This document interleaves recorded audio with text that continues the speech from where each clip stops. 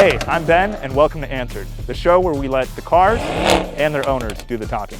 In this episode, we're going to meet Tim and talk about a 2018 E63 AMG.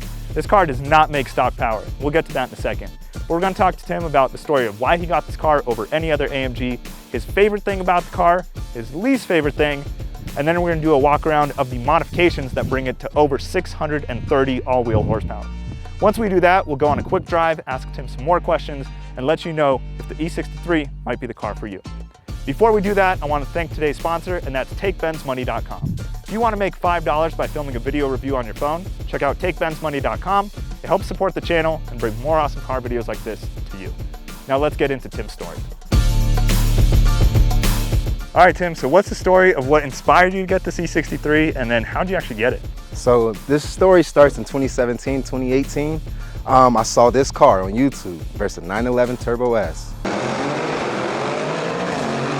This car blew the doors off of that car, and I'm like, how? This is a four-door, family car versus a sports car. That's not supposed to happen or anything like that. So since then, I've been literally doing my research on this 2017, 2018 Benz, learning the spec sheet, learning everything about it.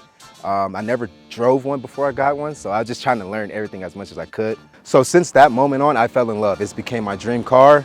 But unfortunately, in 2017, 2018, I didn't have the money for this. I didn't have six figures. So I had to get a 08 S63, which was to me, it was a great downsize. It was very spacious, very luxurious. The reason why I sold that car is because I kind of got tired of it not being fast enough. I'm still a little kid in essence. I wanted something I could get on the freeway and go real fast on. So fast forward a little 5 years later, I had the money now.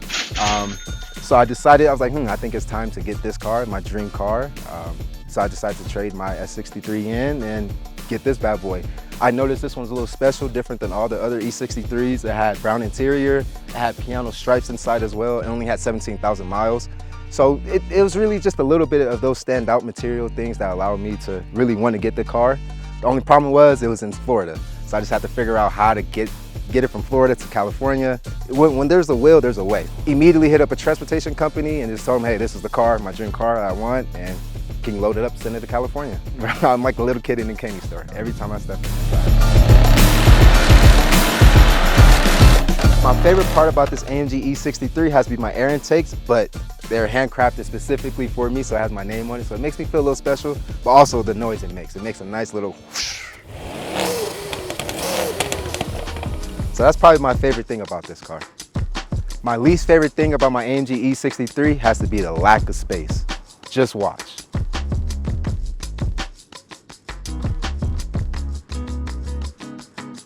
Oh man, you were right. This is literally no room. I'm not sleeping here tonight.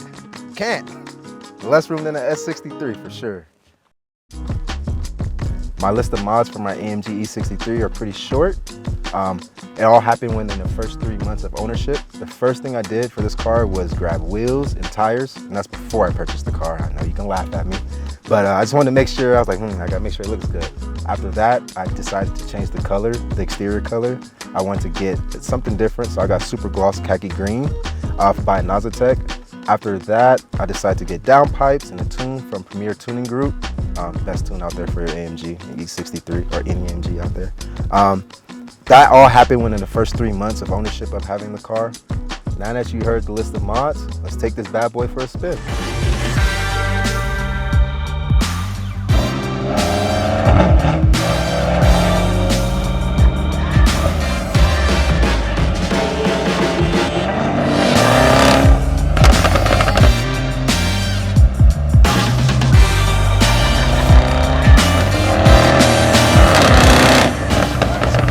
In the car with Tim. Yes, sir. We're in the beautiful E63S. Appreciate you. And we have a couple of different questions from Facebook and Reddit. First one comes from Chris. He says, I've driven an E63S. My question is, why would you tune it?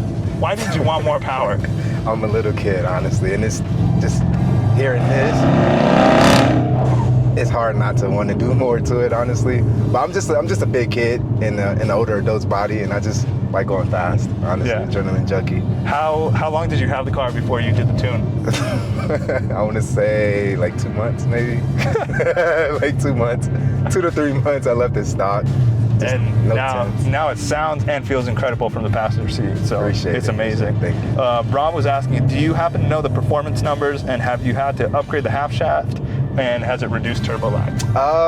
The performance numbers are around like 800 to crank, and around like 650 to the wheels, horsepower. Yep. Torque is around like 720 pounds as well. I haven't had to change any half shafts or anything like that, but my turbo lag, like right now, that's my turbo lag. You feel it? Oh yeah. Yeah. And then I'll do this. There it is. Yeah. So you definitely have to build up there. Yeah. So funny. My iPhone just went to undo because it thought I shook my phone. That's how violent this car is. It's awesome. It's but as far as turbo lag, the stock turbos, it do their job to a certain point. To a certain extent, on Reddit, someone asked, do you think it's the perfect balance between luxury, comfort, and sports performance, or do you think Mercedes failed at both by trying to combine it? No, I think they did a great job of being able to combine the two, and I think they really put a wolf in sheep's clothing, honestly. This is super comfortable. You can ask it to do anything and it will do everything, honestly. The power's great. I just think they did a fantastic job between binding the two: performance, luxury, comfortability, drivability. I think they did a great job with everything. It handles well. You can use it as an everyday driver. If you don't tune it, you can use it as an everyday driver for sure. Yeah, for sure. And that leads the everyday driver to the next question. What is the best miles per gallon you've ever gotten in this car? In this car, I got 19.2. That was the best. That's the high score. And that was it was tuned though, so I think that's pretty good for being tuned. Okay. That's fair. It's not bad for being tuned. Did you have any hesitation to purchase the E63S because there are so many other options with AMG? I mean, you got S63, you got the GLE 63, you got the GT 4-door, you got the GT AMG, like all these cars. Did you know you wanted this AMG? I knew I wanted this. I've come from S-Class. My dad has S-Classes all the time.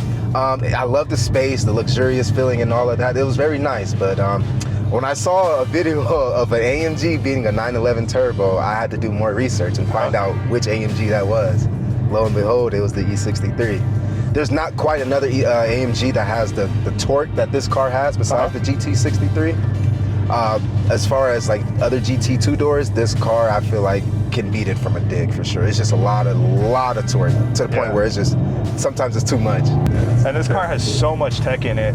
What's your favorite feature? I mean, you got massage seats, you got a valve for your exhaust, you got cameras everywhere, different ambient lighting, air conditioned, heated seats, I feel like I'm in a candy store. I feel like I'm in a candy store. It's hard to choose one candy right now. I have, like you said, the massage seats, the ambient light.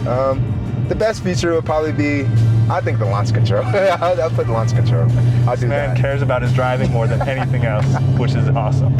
Yeah, the launch control is awesome. I love it. Sweet. All right. Well, if people want to follow you on Instagram and learn more about the car, the build, if they want to DM you, how can they hit you up? So don't laugh at me, but my car name is She-Go from Kim Possible. That's why she's green. Gotcha. So that's why it's called She-Go. But it's she.3.2.1 go. Like you're doing a countdown. There you go. 2, 1, and you go. Hit up Tim, give him a follow, and we hope you guys enjoyed this video. Thanks for watching. Appreciate you guys. Peace.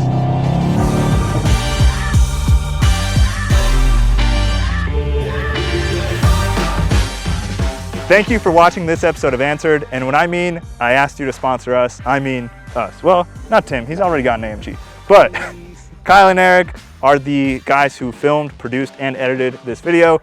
I really just, I guess, have the YouTube channel. But we would love to work with you. We would love to talk about doing a 6 or 10 episode series. So if you're interested in getting to the car enthusiast audience here on YouTube on the Should I Get It Reviews channel, or having us produce content for your website or YouTube channel, let us know. We'd be happy to talk about it. We love cars. We love a little bit of humor every now and then too. We got a lot of fun making this. Thanks.